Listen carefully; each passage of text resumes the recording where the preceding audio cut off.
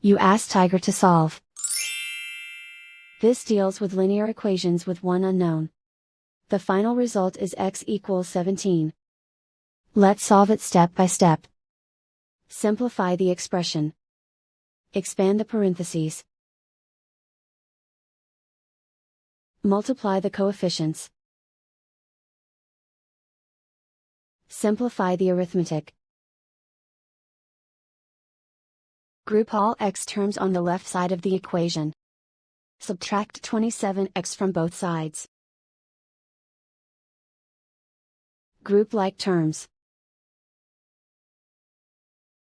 Simplify the arithmetic. Group like terms. Simplify the arithmetic.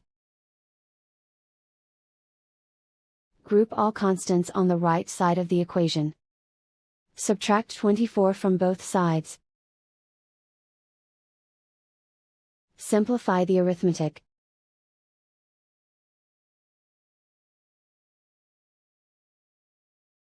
Isolate the x. Divide both sides by -3. Cancel out the negatives. Simplify the fraction.